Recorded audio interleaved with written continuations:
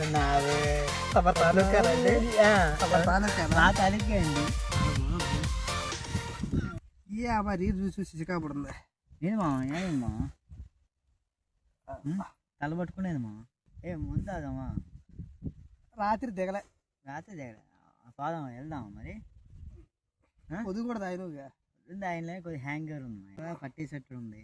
అది ఏ పని చేత కావట్లేదురా. అసలు మరి పని ఏముంది మా మన వల్లగా అట్లా పోయి తాగుదాం అంటే చెప్పు తాగుదాం. డబ్బులు ఏడున్నాయి. అప్పు పెడదాం పోయి. వాడు అడుగుతాడు ఏ కొట్టుకాడి పేరు మనమే వేయాలి డబ్బులు. ఏం కాదు, ఏమైంది ఇంకొక 500 అవుతాం, ఇంకొక 600 అవుతాం. ఏమైంది ఆగి వద్దాం పా. అసలుకే గుడికి పోయినా ఏ వేసినా ఏమి కాదు. అంతేమా ఎవరు లేరట. ఎవరు లేరు మనకి. ఏది బచ్చి చెడు ఎట్టి బచ్చి బచ్చి ఎట్టి చెడు, ఏది బచ్చి ఏది చెడు, చెడులో బచ్చి ఎట్టి బచ్చిలో చెడు ఎట్ట. ఏం చెప్పలేకపోతున్నాం. అందుకేరా ఎవరు లేరు. అంతేనా దేవుళ్ళే ఏం లేడా. సరే ఎట్రా మావా మరి ఇప్పుడు ఎవడెత్తారా డబ్బులు మనకి? మా అటువంటి ఒక ఎవరు వస్తే గుండె అబ్బాయి వస్తున్నా మా. ఎక్కడరా? అవి అక్కడ మా అక్కడ చూడు మా. ఎవరు ఎవడు? వాడు దేవుడు పుణ్యాత్ముడు అంట మామ. ఇప్పుడు దేవుడు సేవలు చేస్తారంట మామ. పిలిచాను మామ. మీరు ఒకసారి వాడు పిలు. ఓ పిల్లగా గుండు ఇట్రా నిన్నే ఒకసారి ఇట్లా అమ్మా. ఎవడు రాడు? దేవుడు బతుడు అంట మాయా. ఎప్పుడు చూడలేదు నేను. పాప పుణ్యాలు అన్నీ తెలుసు అంట. మరి డబ్బులు ఎత్తరా? మరి మా ఒకసారి అడిగి చూద్దాం మాయా. సరే ఏంటన్నా పిలిచారు? ఏదో నువ్వు పాప పుణ్యాలు బాచి చేస్తావట, అన్నీ చెప్తావట. మరి ఏంది ఎవరు ఏది నీ కథ ఇది, నువ్వు మంచోడుదా ఏందని కనుక్కుందామని. ఏంట్రా తమ్ముడు?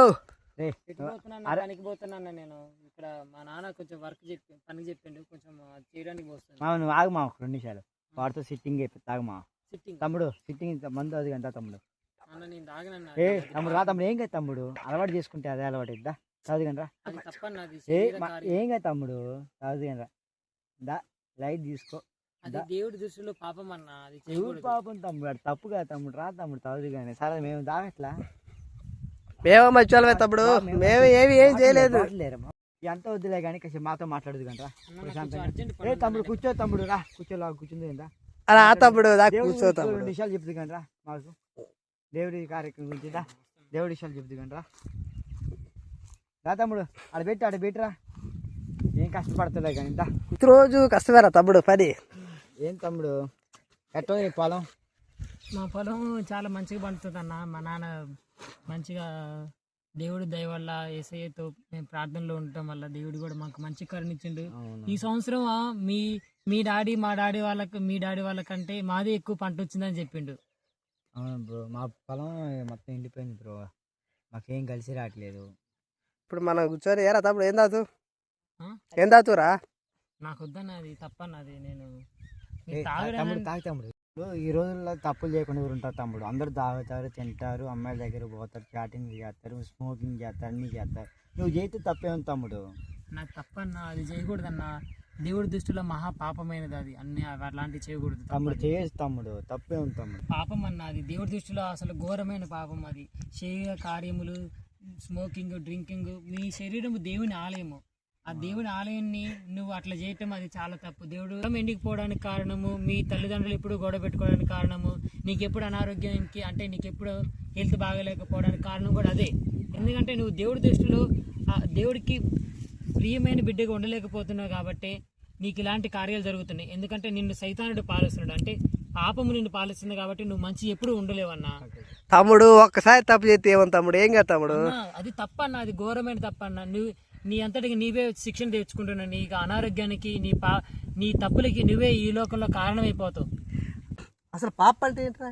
మందు తాగటం, సిగరెట్ తాగటం, అమ్మాయిలతో తిరగటం, ఈ పాపాలా? ఇప్పుడు దాకా ఏం చేయాలనుకున్నా కదా. అసలు పాపం అంటే ఏంద్రా? మా పాపం అంటే మనకేం తెలుసు? మా వాడిని అడుగుదామా? చెప్పురా తమ్ముడు పాపం అంటే ఏంటి? దేవుడికి విరుద్ధంగా చేసే ప్రతి పనిని మనం పాపం అని అంటాం. దేవుడు చేయొద్దన్న పనులు మనం చేయడం అది పాపం అన్న. మనం ఇప్పుడు ఒక క్రికెట్ ఆడతాం అనుకో, 6 కొడితే 6 రన్స్ పడతాయి. అవుట్ బాల్ క్రికెట్ వికెట్ తగిలితే అవుట్ అవుతారు. అంటే మనం క్రికెట్ ఆడాలంటే కొన్ని రూల్స్ పాటించాలి. అట్లనే ఈ ప్రపంచంలో ఉండి మనము కరెక్ట్గా పరలోకాన్ని దేవుడిని చేరుకోవాలంటే దేవుడు ఇచ్చిన ఆజ్ఞలు పాటించాలి. ఆ ఆజ్ఞలు పాటించకుండా మనం చేసే ప్రతి ఒక్కటి కూడా అది పాపం కిందకినే వచ్చేది. ఆ పాపము ఇప్పుడు నువ్వు రోజు పని చేస్తాను, పనికి నీకు శాలరీ ఇస్తున్నారు, ఒక 100 రూపాయలు 1000 రూపాయలు అట్లా ఇస్తున్నారు. నువ్వు పాపం చేస్తే దానికి వచ్చే ఫలితం ఏంటంటే మరణమే. నీ ఆత్మకి మరణం వచ్చింది. దానివల్లనే అది పాపానికి వేతన మరణం, కాబట్టి ఆ పాపం చేయకూడదు. ఈడేది మావ ఏదో పెద్ద మంచి లెక్క చెప్తాడు.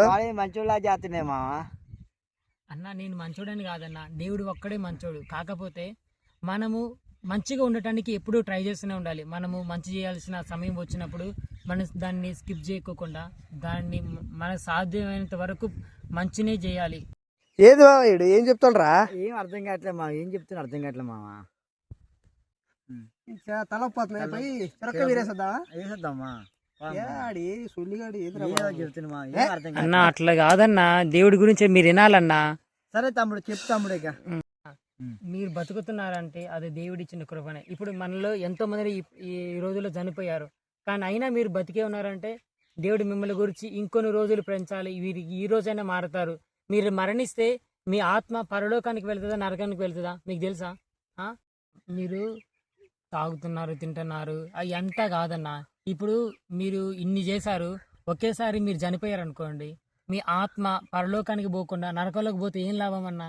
ఈ లోకమంతా సంపాదించి నీ ఆత్మను నువ్వు కోల్పోతే ఏం లాభం చెప్పు? మీ తల్లిదండ్రులు బాధపడతారు. నిజం నమ్మినా నమ్మకపోయినా కానీ ఒకటి మాత్రం నిజం, అదేంటంటే పరలోకం ఉంది, నరకం ఉంది. చెడు చేసిన ప్రతి ఒక్క బిడ్డ నరకానికి పోతాడు. దేవుడి దృష్టిలో ఎవరైతే ప్రియమైన బిడ్డగా ప్రేమతో కలిసి జీవిస్తారో వాళ్ళు మాత్రమే పరలోకంలో ఉంటారు. మీరు ఇవన్నీ చేయకోకుండా ఈ శరీరంలో ఉండి ఈ లోక సంబంధమైన బిడ్డలుగా ఉంటే మీరు ఎప్పటికీ పరలోకానికి పోలేరు.